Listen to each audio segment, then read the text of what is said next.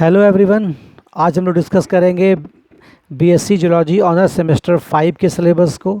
ये C12 है, developmental biology. ठीक है, इसमें आपको 4 यूनिट पढ़ना है। फर्स्ट यूनिट जो है वो अर्ली एम्ब्रियोनिक डेवलपमेंट है, यानी कि एम्ब्रियो बनने के पहले का प्रोसेस। नंबर 1 पे पढ़ना आपको है स्पर्मेटोजेनेसिस, यानी कि the process of formation of sperm is called spermatogenesis. दूसरा पढ़ना है आपको कि ओजेनेसिस, ओवा कैसे बनता है, तो the process of formation of ओवा इज कॉल्ड ओजेनेसिस। नेक्स्ट पढ़ना है कि स्पर्मेटोजेनेसिस से स्पर्म बना तो उसका स्ट्रक्चर कैसा है, वो पढ़ना है। ओजेनेसिस है, इसके थ्रू ओवा बनेगा तो ओवा का स्ट्रक्चर कैसा होगा, वो पढ़ना है। उसके बाद पढ़ना आपको है प्री फर्टिलाइजेशन इवेंट, यानी कि फर्टिलाइजेशन के पहले का इवेंट क्या क्या होता है। तो यहाँ पर देखिए लिखा हुआ है अट्रैक्शन ऑफ गैमेट, यानी कि स्पर्म का अट्रैक्शन टुवर्ड्स दी ओवम कैसे होता है। फर्टिलाइजिन एंटी फर्टिलाइजिन इंटरेक्शन, ये पढ़ना है। कैपेसिटेशन, यानी कि जो स्पर्म होता है, स्पर्म जब तक मेल बॉडी के अंदर रहता है तब तक उसके पास कैपेसिटी नहीं होती कि वो फर्टाइज कर सके। When the sperm enters into the female genital tract it acquire the capacity to fertilise the ova, that is called capacitation. Next है एक्रोजोमल रिएक्शन, यानी कि जो स्पर्म का हेड होता है वो उसमें एक कैप लाइक होता है structure, that is called acrosome. और यही एक्रोजोम जो होता है वो बस्ट करता है तो ये एंट्री पॉसिबल करवाता है स्पर्म का into the female gamete. So this is called acrosomal reaction. ये कैसे होता है वो पढ़ना है। और फाइनली आपको पढ़ना है amphimixis, it means the fusion of male nucleus to the female nucleus. Next पढ़ना है आपको पोस्ट फर्टाइजेशन इवेंट, यानी कि फर्टाइजेशन जब हो गया उसके बाद का इवेंट। तो नंबर 1 पे पढ़ना है आपको क्या, प्रिवेंशन ऑफ पॉलीस्पर्मी, यानी कि किसी भी ओवा के अंदर सिर्फ एक ही स्पर्म सेल की एंट्री होती है, नॉट मोर देन 1। तो कैसे आखिर पॉलीस्पर्मी, मोर देन 1 स्पर्म के को एंटर करने से कैसे रोका जाता है, वो हम लोग को इसमें पढ़ना है, prevention of polyspermy. Cortical reaction, ये कॉर्टिकल रिएक्शन जो है ये एक मेथड है प्रिवेंशन ऑफ पॉलीस्पर्मी की। तो ओवा होता है ऐसे करके, तो ओवा है, ओवा का जो ये प्लाज्मा मेम्ब्रेन है और यहाँ पर जेडपी लेयर होता है, इसके बीच में एक सीमेंटिंग लेयर का फॉर्मेशन होता है।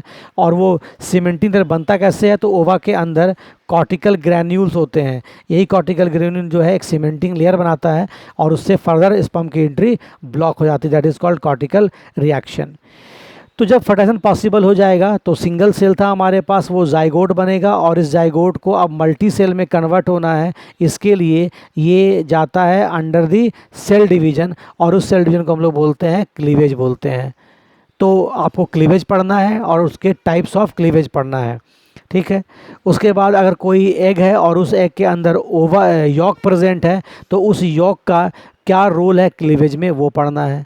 Construction of the fate map, यानी कि जो जाइगोट जो है क्लीवेज के थ्रू मल्टी सेल बना रहा है तो हर एक सेल फ्यूचर में क्या बनेगा, वो हमारे बॉडी का कौन सा पार्ट का फॉर्मेशन करेगा, उसे हम लोग कहते हैं फेट मैप। तो ये आपको पढ़ना कि हर एक सेल हमारे बॉडी का कौन से पार्ट का फॉर्मेशन करेगा, that is called fate map. Next पढ़ना है आपको है लेट एम्ब्रियोनिक डेवलपमेंट, जब डेवलपमेंट हो गया तो उसके बाद का इवेंट है। इसमें क्या है, extra embryonic membrane in the चिक, यानी कि जो एम्ब्रियो बना है उसके ऊपर एक मेम्ब्रेन बन जाता है and that membrane is called extra embryonic membrane, और ये चिक के केस में पढ़ना है। नेक्स्ट पढ़ना है कि जो प्लासेंटा बनता है उस प्लासेंटा का टाइप क्या है, उसका स्ट्रक्चर क्या है और उसका फंक्शन क्या है, वो पढ़ना है। ठीक है, इसके बाद यूनिट 3 में हम लोग को पढ़ना है पोस्ट एम्ब्रियोनिक डेवलपमेंट, जैसे मेटामॉर्फोसिस इन इंसेक्ट, यानी कि जो आपके पास निम्फ होता है, निम्फ से एडल्ट कैसे बनेगा। ठीक है, यही प्रोसेस पढ़ना है। रीजनरेशन, यानी कि कोई बॉडी का पार्ट लॉस कर गया है तो वो वापस कैसे रीजनरेट होगा, दैट इज़ कॉल्ड रीजनरेशन, तो वो पढ़ना है। कॉन्सेप्ट ऑफ एजिंग, ठीक है, एजिंग का क्या कॉन्सेप्ट है वो जानना हम लोगों को है। नेक्स्ट यूनिट 4 में पढ़ना है हम लोगों को एम्ब्रियो ट्रांसफ़र टेक्नोलॉजी। ठीक है, जैसे इसमें यहाँ पर principle of collection of umbilical cord gamete and embryos, कौन कौन से मेथड्स हैं, कौन कौन से प्रिंसिपल है जिससे हम किसी एम्ब्रियो का अम्बिलिकल कोड या किसी का गैमिट्स मेल या फीमेल का या एम्ब्रियो को हम लोग ट्रांसफ़र कर सकते हैं किसी दूसरे बॉडी में। कोई ऐसा कपल है जिसको बेबी नहीं हो रहा है, ठीक है, तो उस केस में हम लोग इन मेथड को फॉलो करते हैं। नेक्स्ट है cryo preservation of the gamete. ऐसे बहुत सारे रेयर स्पीसीज़ हैं जो अब इंडेंजर्ड हैं या थ्रेटेंड हैं, तो उनके भी गैमेट्स को हम लोग क्या करते हैं, प्रिजर्व करके रखते हैं, that is called cryo preservation. Super ovulation, यानी कि इसमें क्या करते हैं हम लोग थ्रू दी हार्मोन किसी ऑर्गेनिज्म में जैसे मंथली साइकिल के थ्रू क्या होता है, एक ओवा बनता है हर मंथ, तो हम लोग यहाँ पर क्या करते हैं, बाय इंजेक्टिंग दी हार्मोन यहाँ पर करवाते हैं सुपर ओव्यूलेशन, यानी कि मोर देन 1 ओवा प्रोड्यूस करवाते हैं, ठीक है। और ओवा को प्रोड्यूस करवाने के बाद एम्ब्रियो ट्रांसफ़र हम लोग कर देते हैं, ठीक है। नेक्स्ट यूनिट हम लोग को नेक्स्ट टॉपिक पढ़ना है टेराटोजेंस, यानी कि ये क्या है, ये जो है एनी फिजिकल, केमिकल और biological agent that can cross the placental barrier are called teratogens. तो ये टेराटोजेंस अगर मान लो कि प्लासेंटा के से अगर एम्ब्रियो के अंदर आ जाएगा तो एम्ब्रियो डेवलपमेंट में क्या क्या ये